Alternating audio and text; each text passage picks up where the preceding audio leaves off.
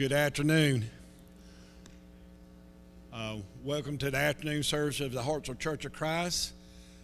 As you know, tonight we have a special speaker with us tonight. We have Christian Torres, who's with the World Bible Institute. Christian is also the full-time preacher at the Lindsay Church of Christ in Lindsay, Oklahoma. So Christian will be talking to us tonight about our mission work that's going on in El Salvador. So at this time, I'll turn over to Christian. Christian, thank you. Good evening. I hope you guys are doing well. I just want to say thank you so very much for having me over. And I have so many stories to tell you about these three right here. But I'm going to use them sparingly, as blackmail in the following years to come as we develop our friendship and our work together. So it's a pleasure to be here with you all and to spend some time together thinking again concerning the work that is happening in El Salvador. It is such an exciting work. And let me remind you again, you are making this possible. Your contribution and your help and your prayers and all of the work that you guys do, it's so beneficial for our brethren there. So quickly, as we think about the school, I want to talk very briefly concerning this last trip that we took over there to El Salvador and just divided in the few days that we were there. But the first day was really great. Travel there to El Salvador is somewhat very affordable, I would say. Sometimes it's $50 a ticket, round trip. So if you're thinking about doing vacation, maybe El Salvador is a place that you would like to go to, and maybe you can stop at the church in San Martin and worship with our brethren there. But we got there, the elders had some issues with their airplane, so they arrived later.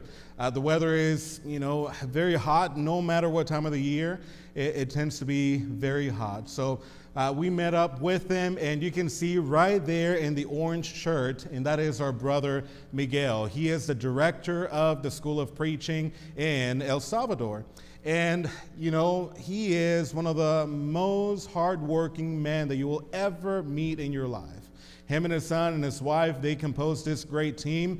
They give every second of their day to the benefit of the students and the children that they take care of in a children's program that they feed. At one time, they would feed 400 children around El Salvador. So here's a man right here in the midst of us who loves souls and who is truly working for the Lord. It puts me to shame in every way, so I am learning a lot from him.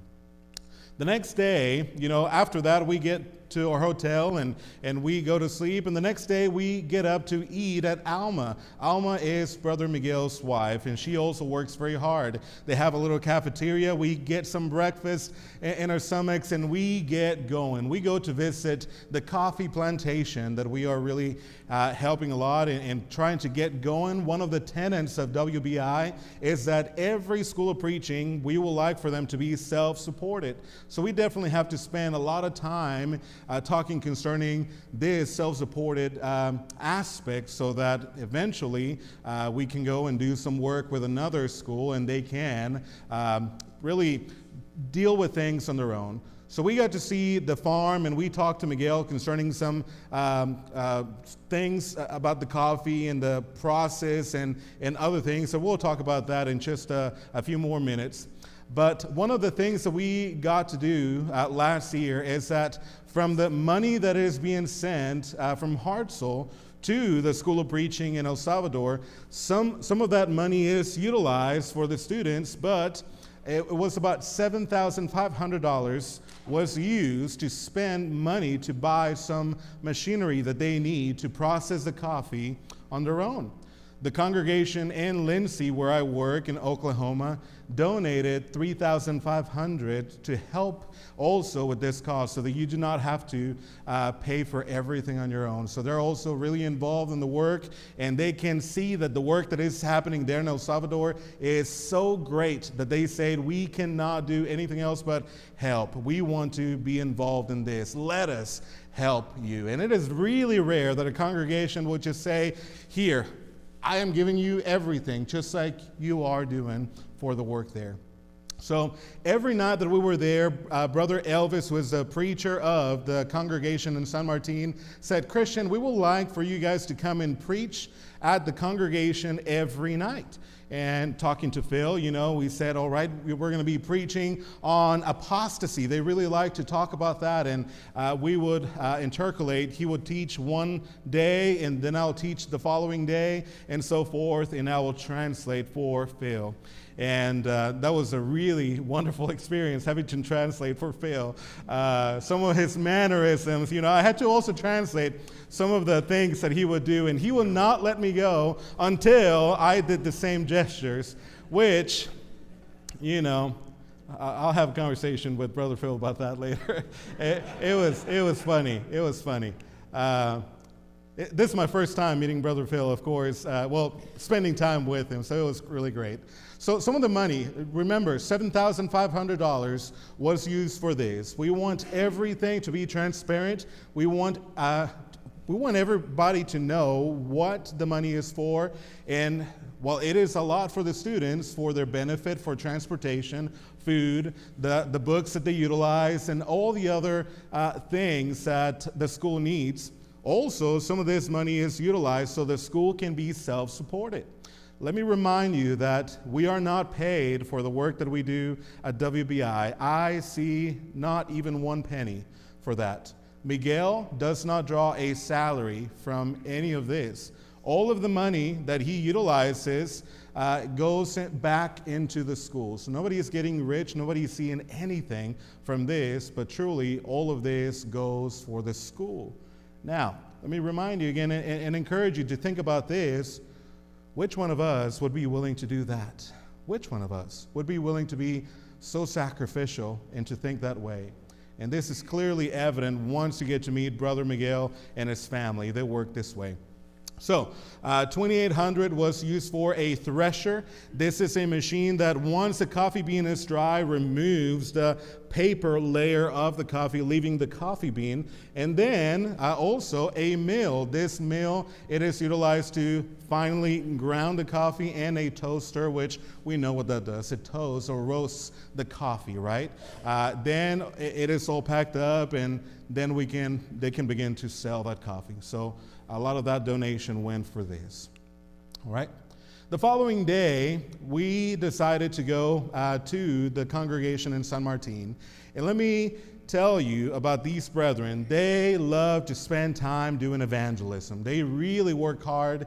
And I think that Brother Lee said it better. He said, well, the day begins and we go to San Martin and we hear about this door knocking. I think Daryl was talking about that too. And what is going to happen in this door knocking? It's probably going to be just the four of us going and doing some door knocking. But no, we get to the church building and there's a ton of the members there ready to go and evangelize. And they have a list of people, members that they need to go and visit, other people, contacts that they need to go and talk to concerning the gospel. And they say, all right, you guys go in this group and you guys go to this group. And we have a translator, another translator, a brother who is in the third year of the program at the preaching school. And I believe that Daryl and Phil went with him, with Lucio, and spent time with him, doing some Bible studies and visiting people. And Brother Lee and I went with another group, with Elvis, who is the preacher at the congregation in San Martin. And we studied. We had some Bible studies. And they are active. They truly love souls, and this is very clear. Now, also, some of the people that accompanied us in that evangelism trip that we did, or door knocking event that we had that day. Well, by the way, this is not an event. This is just a common thing that they do, right? It is not something that they have to plan only once a year, but they are actively doing this. We go and visit people and spend time with them, and these are some of the students that are part of the preaching school that go with us, and they're practicing. They get to see what we do. They get to learn all of these things, and they get to also evangelize on their own. So the School of Preaching is doing what it's supposed to do, and those students are learning to become evangelists. What a wonderful thing. What a wonderful thing. Now, also, I don't want to put any schools or give any schools a bad name, but sometimes preaching schools really focus on creating preachers who stand behind the pulpit and not workers who go on and take the gospel all over the place. But they're really putting that effort in teaching them how to evangelize. The following day, we decided to go to Miguel's different plantation. He has another coffee plantation. He's also growing beans and other things. And this is in a place called Santa Ana, which is about 2.5 hours from where we were staying at. And while we were doing that, guess what the students do? The students say, we didn't have enough of evangelism. Guess what? This day we're going to go and evangelize again. And they do that. And while we are looking at the farm and learning about the coffee and the process of all of that, I get a message from Elvis, a preacher at San Martin, and says, hey, we just had a baptism. The study that we did, all of this effort that we put together in the last few days is already producing fruit. Guess what? The Lord blessed us, and we have a baptism right now. So the brother that you see right there in the lower picture, is that man, and his name is William Robles. So he put on Christ that day in baptism, and what a wonderful thing. They are active. This is not a show. This is not something staged, but this is what they are and what they do constantly. How awesome to get to see that. And every night we are traveling back to San Martin and preaching. The following day I preach, and the following day Phil would preach, and so forth and so on.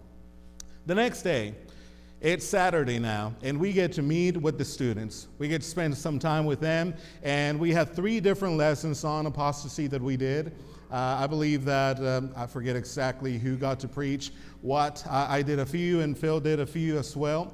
And we were there from 8:30 in the morning till 4 in the evening, and we talked to the students, we ate with them, and finally we made it back to the hotel to talk to Miguel more concerning the work at the school. There is a lot of conversation all the time, every second it seems, concerning what we need to be doing, how we're going to do it, what is the plan forward, what are the baby steps that we need to take, or the big steps that we need to take to make this a reality. And truly, this is the conversation all the time that we are there in El Salvador. There's not really time for anything else, but of course, there's time for laughter and jokes, and they're really friendly people, as you will get to see them if you get to travel there. The following day, it's a Sunday, and we get to worship with the members there. We get up very early to get up there, and we're going to sleep so late as we are in El Salvador. And we get to the location to San Martin. I believe that Daryl taught the class. I translated. I had the sermon. The people there in El Salvador are very active, but also have a very tender heart. We had 3 people responding to the invitation. They truly want to be what God wants them to be, and it truly shows. And again, how wonderful to be able to see that. After eating lunch, Brother Frank, who is the construction worker in that congregation, presented their plans for the congregation, for the building, for their expansion. They want to make their auditorium bigger. They want to do some building of classrooms, and he presented all of this work. They are a people who plan, who are very careful, who do all the numbers to the very last penny, very organized, very intelligent, and there are people who cannot be stopped. They always say this: look, we're going to reach out to whoever would like to help us, but if God wants us to do this, we're going to figure out how to do this. And if God is blessing us, we're going to do this. Whether people help us or not, we're just going to. And they have this attitude for everything that they do. The elders had to leave really, really early, or I would say very early the following day. So we had to take them to the hotel, and they took a flight, I believe, at 1 in the morning or something of the sort. I told them, I'm sorry, guys, but I'm going to go back to the hotel and sleep. And I slept so great at the hotel. It was such a great night, Phil. Yeah, I slept like a baby. And I got up really late as well. I enjoyed that. But I was thinking about you guys as you all were traveling back just a little bit. And it was just a great time. We got to spend more time with Miguel and his family. And they're just so excited to have this partnership with you. to have met the elders, and we were wishing that Alan could come, but for other reasons he could not be there. But they were also waiting to meet you, brother, and spending time with you. Now, I'd like for you to meet the students. So we have 25 students at the School of Preaching in El Salvador. And the way that this works is a 3-year program that happens every Saturday. Now, the conventional schools of preaching here in the States, are from Monday to Friday, and from 8 to 4, usually, depending where you go, right? But there in El Salvador, it's a 3-year program, and it is every Saturday. And you will say, well, Christian, why every Saturday? Well, let me tell you and remind you that these brethren work so much. Throughout the week, they're working, and instead of saying, look, I just want to take a break, and I just want to go with the family and do something on a Saturday, guess what? These families say, we're going to go and learn how to become a preacher. The ladies say, I need to go and learn more Bible so that I can teach classes, so that I can do all of this work for the church. They are people who are always looking to better themselves and to be better servants for the Lord. Wow. They teach me a lot. I need to become more like them. So they're giving up their precious time for 3 years to do this. These are some of the students that we have, and these are the students that are graduating this year, 2025, and they have their graduation in August 2nd, and I plan to be there with them. We give them a certificate. We have a graduation party, meals, and the whole thing, and hopefully you will be able to see this. If you follow that page on Facebook, I can send you a link. You can probably see that graduation happening. And if you're watching, I may translate for you as well if you're watching us on Facebook, all right? So the brother over here to your right, the second to the right with the beard, his name is Lucio. He works for American Airlines as an engineer. He was doing the translation for Daryl and Phil in that evangelism day, on that door-knocking day. Many of these are lawyers, doctors, engineers. They're people who are educated, very smart people, but also very humble. You would never know. You would never know the things that they do because of the way they act. They're just so humble and sweet. The next group that we see is the second-year students. I'm missing one in this group, but we have in total 11 second-year students. This is just 5 of them. Here comes another 5, and I owe you one. Well, they owe me a picture over there, and I'll send it to you later if you would like to meet that remaining student. And you can see, and what can you tell me about the ages? Look at the ages. We have really young people. We have some a little bit who are young at heart, right? And we have those in between as well, right? So we have a variety of ages, and people just want to come and learn to be better students, learn to be better preachers, to teach classes, and just to know more Bible so that they can go and bless the congregations where they worship. Now, another really important fact is that these members or these students, they're not members. Not all of them are members at the congregation in San Martin. In fact, I can tell you that from this picture, there's I would say 4 of them that are members at the congregation in San Martin. From this second picture, there's only one that is a member of the congregation in San Martin. The other ones come from other congregations nearby. So they go to their home congregations and they can begin to serve. And in different times of the year, they go and do some sort of gospel meeting or campaigns in different locations. They're very active in serving the Lord.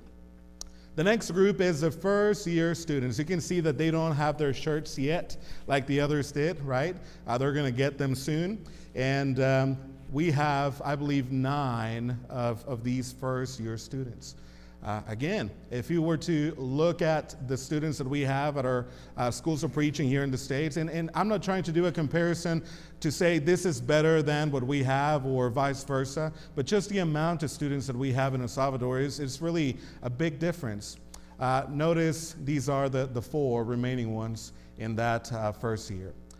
There's also a very important thing to mention. These students, per month, for 17 students, they only need $700 in order to support 17 students of the School of Preaching for 1 month. What does that cover? Transportation. That covers food. That covers their school supplies that they're going to need. That covers every other thing, payments for the electricity, for the power, right? For Wi-Fi and other things that they utilize to make that possible. Can you imagine being able to support 17 preaching school students here in the United States with $700 a month? That is incredible. It's not possible. Now, one preaching school student here in the United States, and again, it's a very different thing, very different culture and different things that we have to think about too.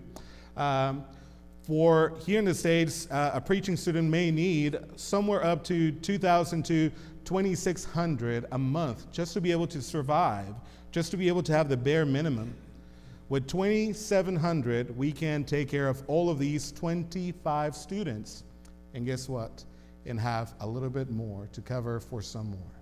So that tells you all your contributions and all of the things that we are doing really go by so far over there in El Salvador. So please continue to support and continue to encourage others to get involved in this work. All right? Here is where we get to see a little bit of their school curriculum. Now, you may not be able to see it very well, but the first year students have Introduction to the Bible 1. They have Principles of Spanish and Grammar. Every school of preaching will have something similar to this. I learned a lot of English from going to the School of Preaching. And when I started studying Greek, I started to learn even more English, and all of this. So they have the same thing. Now, also, very important thing, a lot of these students, they do not have all high school graduates or bachelor's degrees. Some of them only finished elementary school. Some of them only got to the 5th grade. Some of them only get to a certain level. So they need to be instructed in all of these things so that they can go on and be very helpful and I would say in writing articles and putting out materials out there for the people in El Salvador and preaching as well. Number 3, we have basic doctrines of the church history and geography, song leading as well, introduction to the Bible number 2, ministerial formation and conscience. This is something similar to what we have the preacher and his work here in the United States. Denominational doctrines, Christian education, I am missing an H right there. Literary composition, and song leading number 2. Hermeneutics in the 2nd year, homiletics, oratory, personal evangelism, and the list goes on and on. All in all, it's 36 different classes that they take in a year has 2 periods and in 3 years all together. All right? So these are a lot. Can you imagine having to take all of these in 3 years? That's heavy, right? But they're there. They truly work hard to make this possibility. And we get to see their tests. They're doing very well. They are doing very well with all of the work that they have. So you can look at this and you will say, well, this is not for me. This is very difficult. But they get a lot of help from the teachers, and the group encourages one another so that everybody graduates, so that everybody can do this. They have that mentality. All right. The next thing that we see is, what does a day at the school look like on a Saturday? I want you to look at that first picture of the arrival. Here in that picture to the left, you see Sister Alma. I have a picture of her later where you'll be able to see her face a little bit clearer. But Sister Alma is Brother Miguel's, who is the director of the school. That is his wife. And let me tell you something concerning Sister Alma. She works so much. She wakes up every day at 3 a.m. to cook for the little cafeteria that they have. And guess where all the money that they make out of that goes to? Anybody? To their new car? No. To payments for their house? No. It goes to the students. Now, who in their right mind would do that? That's a hard thing to talk about for me, because I do not think that way. And I need to be more like that. They teach me to put others first. So Sister Alma and another sister worked all night preparing all the food that the students will need, and they do that every Saturday. They get up really early, they start preparing all the food that the students will need for that Saturday, for that day of school, and they travel with all the food to the school and take care of them and clean afterwards, and she makes sure that everything is delicious. You will remember, you will not have a bad meal at Sister Alma, because she really puts all her heart into what she does. The class begins at 8 in the morning with a break at 12, and then it continues until 4. All the students get together. The students have something similar to what schools of preaching have here, a chapel time. This is where a student gets up behind the pulpit, preaches a lesson, and then Brother Miguel or Brother Elvis, whoever is there that day, will critique that sermon. We'll give them pointers. Do this better. Say this louder. Put this scripture in there. So they have that help and that critique constantly. Also, the ladies who are going through the program will go to a separate room, and sisters like Alma and others will have certain things that they will look and critique them for. So they will also get up to speak and or teach classes so that they may learn how to better serve when they go and teach those classes for the young people, for their children, and other areas of service where they can help. All right? So they really work hard to make this a possibility. But also there's an online class. There's brethren from Mexico who are helping and who are some of the teachers, and also a brother that you have not met yet, but I work with at WBI. His name is Roger Medina, and he is helping with this online class as well. And later this year, I'll be helping them, and I'll be teaching a series of lessons on Joshua, Judges, and Ruth, all online.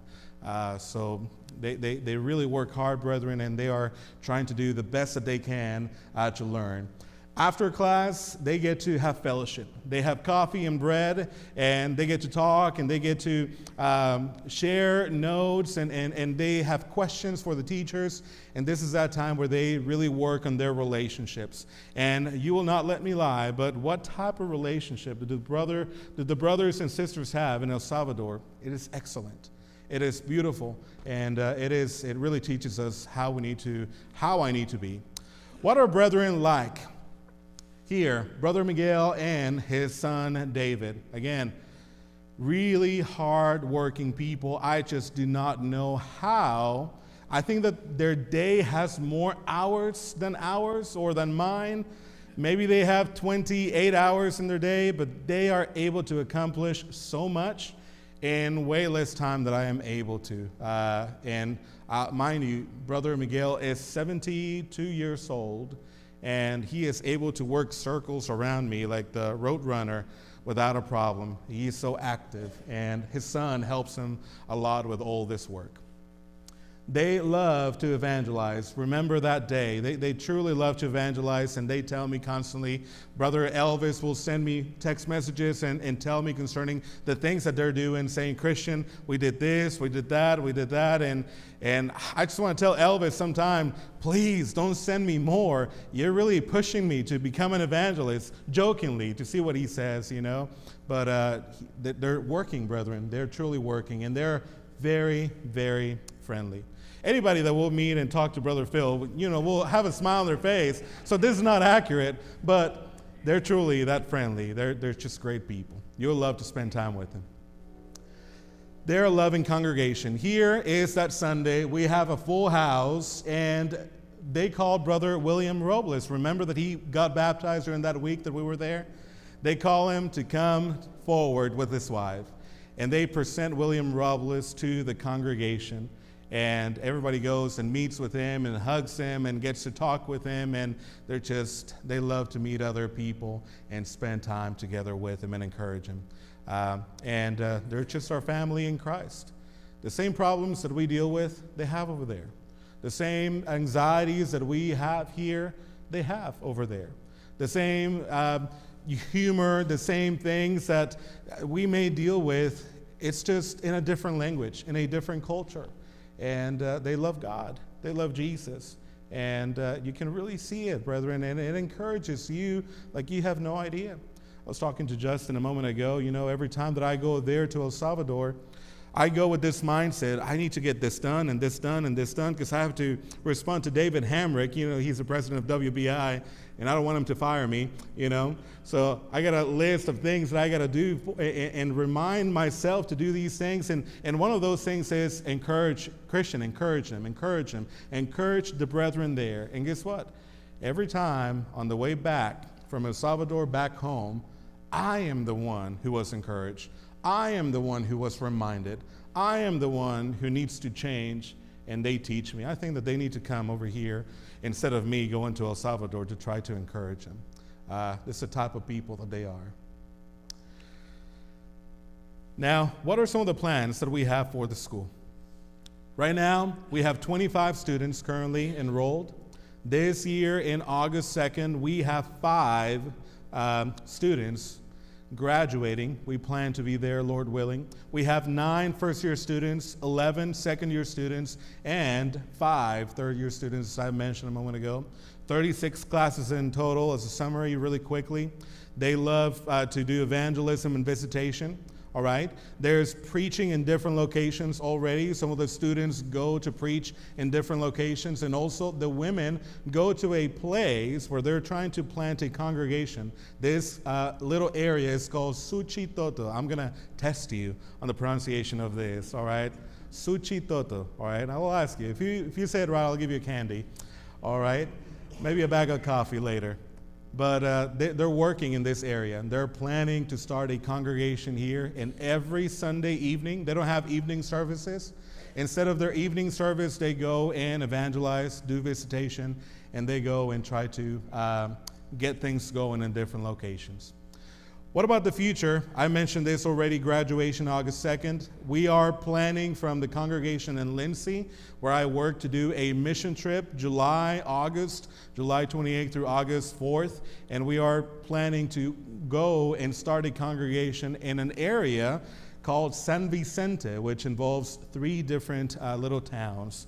And we plan to get that going, and that will be a really good work.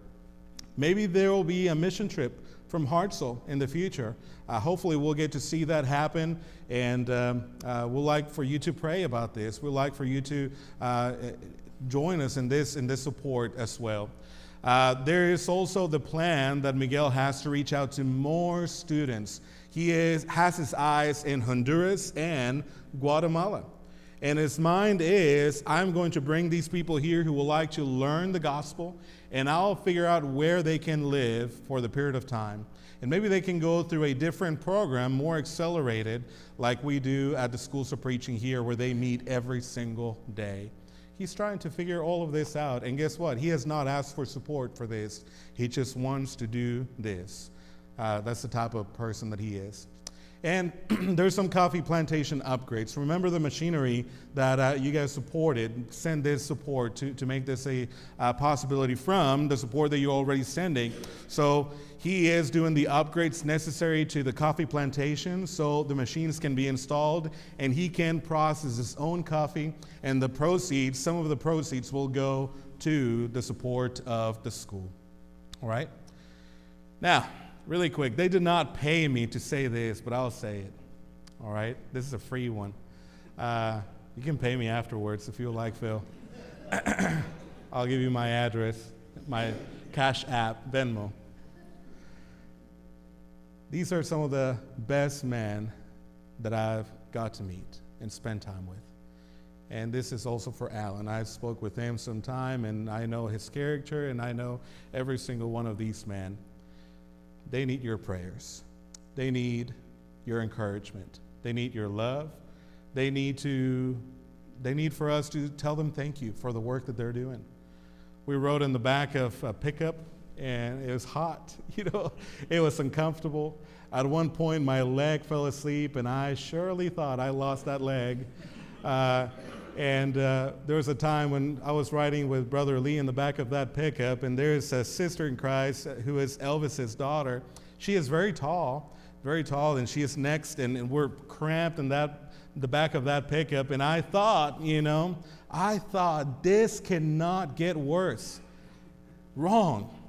at that time we were going by a square, a plaza, and there's a ton of people and security and all that stuff. And suddenly, out of nowhere, there's a brother that jumps in the back of the pickup and says, I'm going with you guys. And I thought, all right, let me move my non-existing leg out of the way so you can sit down with us.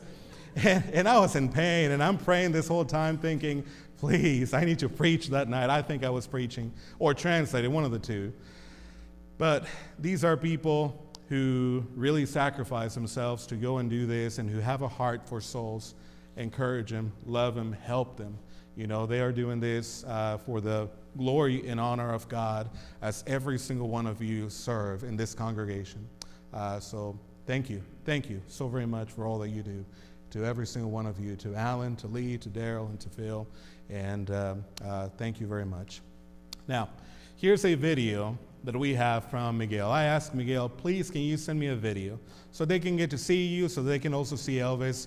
And I'm going to see if Chris is going to help me with this, and I would like for you guys to hear his voice.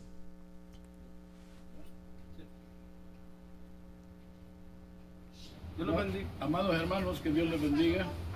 Estamos aquí tratando siempre los negocios del Señor, reunidos pensando siempre en la obra y agradeciendo a ustedes la buena disposición de apoyarnos en el ministerio que estamos llevando a cabo aquí en el local de la Iglesia de Cristo en San Martín. Ha sido de mucha bendición para nosotros todo lo que en lo que ya nos han apoyado. Igual queremos compartir con ustedes el nuevo grupo de estudiantes que tenemos del primer año y esperamos pues que siempre sea esto para la honra y la gloria de Dios. Que Dios bendiga a cada uno de ustedes, hermanos, en el nombre del Señor.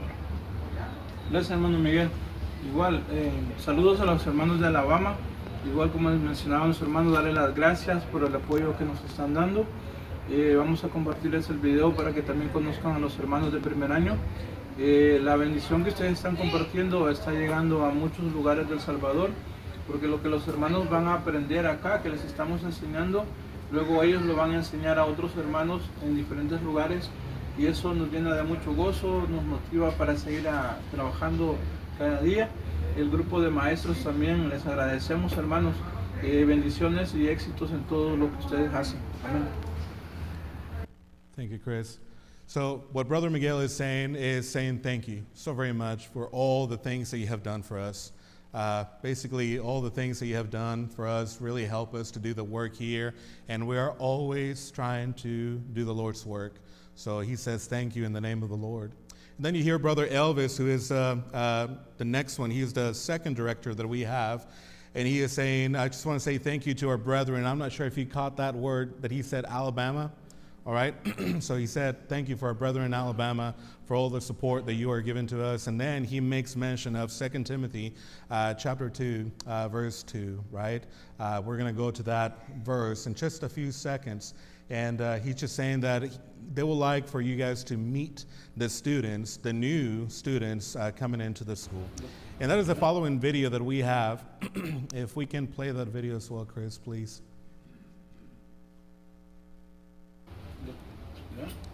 I think it's just this one right here. Yeah, no problem.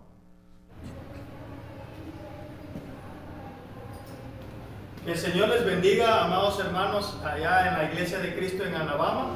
En nombre de la escuela El Salvador, escuela de predicación, mis amados hermanos acá y estudiantes han este día dado la oportunidad a mi persona de poder expresarle qué tan agradecidos estamos en el Señor por el soporte que cada uno de ustedes da a la escuela, porque Dios ha puesto en sus corazones el poder ayudar a que el Evangelio pueda ser difundido por el mundo. Vamos a presentar a nuestros hermanos. En este día tenemos acá a nuestros hermanos de primer año, los cuales se pondrán de pie.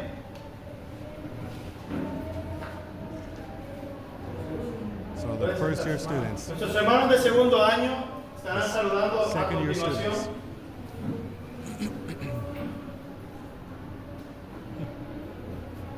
Y posteriormente tendremos a nuestros hermanos de tercer año, quienes en este año también estarán graduando junto con mi persona.